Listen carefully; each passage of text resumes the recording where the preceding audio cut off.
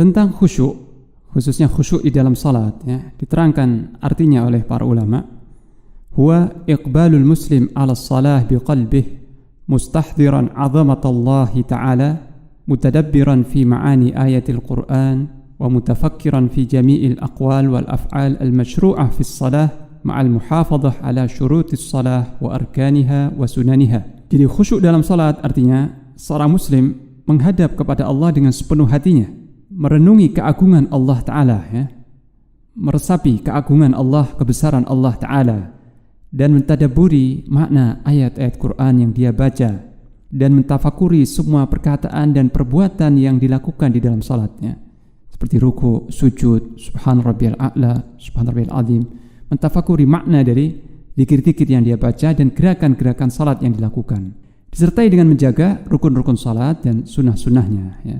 Itu makna khusyuk di dalam salat. Jadi intinya khusyuk artinya menunaikan salat dengan sesempurna mungkin, memperhatikan adab-adab yang zahir dan juga yang batin. Nah, salatnya seperti ini yang diterima oleh Allah Ta'ala dan dicatat pahalanya. Sebab terkadang seseorang itu salat tapi hanya dicatat separuhnya saja, atau seperempatnya, atau seperenam, atau seperdelapan, atau sepersepuluh saja. Karena sebagaimana kata Ammar bin Yasir radhiyallahu anhu, apa yang lalai di dalam salat itu tidak dicatat ya. Jadi seorang yang salat tapi dia tidak mentadabburi apa yang dia baca, dia tidak merasa khusyuk di dalam salatnya, maka hal-hal yang lalai itu di dalam salat tidak dicatat bagian dari salatnya. Tentang sarana untuk khusyuk ya, bagaimana cara untuk khusyuk?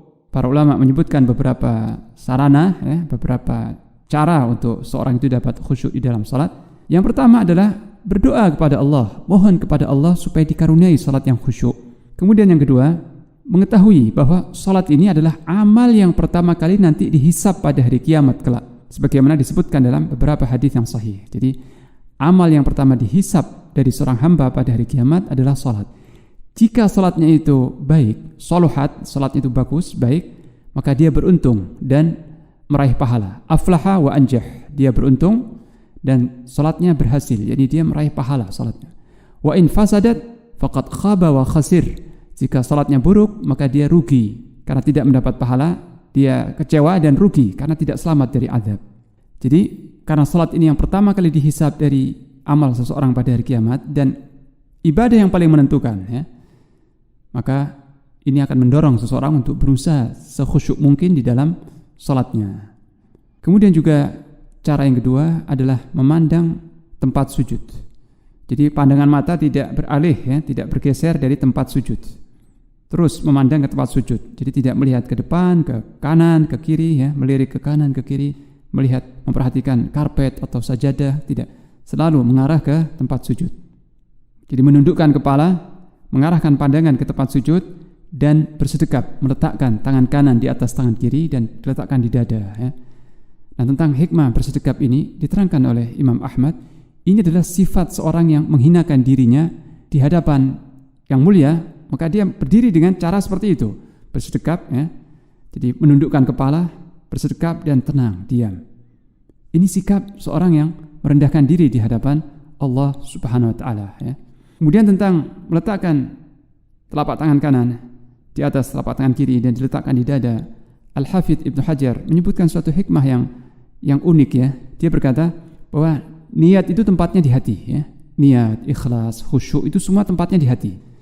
Dan umumnya ya, seseorang yang ingin menjaga sesuatu dengan sungguh-sungguh, dia meletakkan kedua tangannya di atas sesuatu yang dia jaga itu. Karena takut hilang atau takut pecah, dijaga dengan kedua tangannya seperti itu. Begitu kata Al-Hafidz Ibnu Hajar. Jadi posisi salatnya harus menunjukkan seorang yang khusyuk, yaitu sekujur tubuh tenang, bersedekap, menundukkan kepala, mengarahkan pandangan ke tempat sujud. Dan ini sunnah Rasulullah SAW. Kemudian juga isti'adah, berlindung kepada Allah dari syaitan ya. Jadi kalau seseorang merasakan gangguan syaitan di dalam salatnya, maka jangan ragu-ragu, hendaknya dia mengucapkan a'udzubillahi minasyaitonirrajim, kemudian meniup ke kiri 3 kali ya, meniup dengan sedikit ludah ke kiri 3 kali sebagaimana diperintahkan oleh Rasulullah SAW ketika ada seorang sahabat yang bertanya, "Wahai Rasulullah, saya mendapati dalam salat saya syaitan mengganggu bacaan saya, bacaan Quran saya."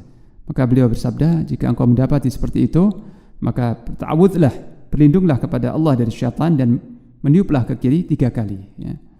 Kemudian juga tidak melihat apa-apa yang menyibukkan hati seseorang ketika salat. Jadi di samping mengarahkan pandangan ke sujud, juga menjaga pandangan jangan sampai melihat ke sana kemari. Tetap ya, jangan melihat apapun yang bisa menyibukkan hati di saat salat. Kemudian juga mengingat kematian, ya. Mengingat kematian, dan boleh jadi salat yang kita lakukan ini salat yang terakhir. Ini dianjurkan oleh Rasulullah SAW agar setiap kali salat kita jangan membayangkan bahwa kita masih bisa salat lagi, ya. Boleh jadi ini salat yang terakhir, dan ingat-ingatlah kematian, maka insya Allah akan mendorong seseorang untuk khusyuk. Kemudian satu hal lagi yang disebutkan oleh para ulama, ya, bahwa keadaan seseorang di luar salat ini sangat berpengaruh ketika salat, ya.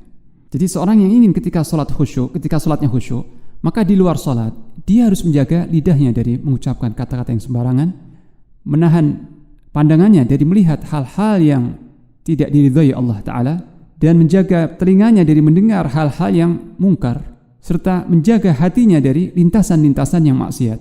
Jadi dia harus menjaga kondisinya, menjaga keadaannya di luar salat. Jadi di luar salat dia harus bertakwa kepada Allah, menjaga khatarat artinya lintasan-lintasan pikirannya, ya, dijaga, diluruskan. Kalau ada yang sesuatu yang nggak benar, berlindung kepada Allah dari syaitan.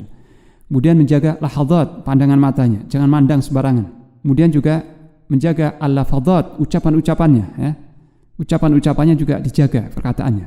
Seorang yang menjaga perkataannya di luar salat, ya, menjaga pandangan matanya di luar salat, menjaga lintasan pikirannya di luar salat, maka insya Allah ketika salat dia mudah sekali untuk khusyuk, ya. Kemudian Ibn Rajab Al-Hambali berkata bahwa khusyuk di dalam salat itu buah dari ma'rifatullah, buah dari seorang itu mengenal Allah dan mengenal keagungannya. Nah, siapa yang benar-benar mengenal Allah, maka dia akan semakin sempurna khusyuknya dalam salat. Jadi supaya seorang itu dapat khusyuk dalam salat, maka dia harus mengenal Allah melalui nama-nama Allah yang maha indah, mempelajari sifat-sifat Allah yang maha sempurna, sehingga tumbuh dalam hatinya kecintaan kepada Allah, pengagungan kepada Allah, rasa takut kepada Allah, ya. Nah, jika dia sudah mengenal Allah dengan baik, dengan benar, maka insya Allah salatnya akan khusyuk. Dia akan merendahkan diri di hadapan Allah, salat dengan penuh harap dan takut, ya. Demikian penjelasan tentang khusyuk. Adapun tumakninah, karena ditanyakan juga tumakninah. Nah, tumakninah itu artinya tenang. Tenang ketika berdiri, tenang ketika rukuk, tenang, ya, sampai lurus tulang punggungnya.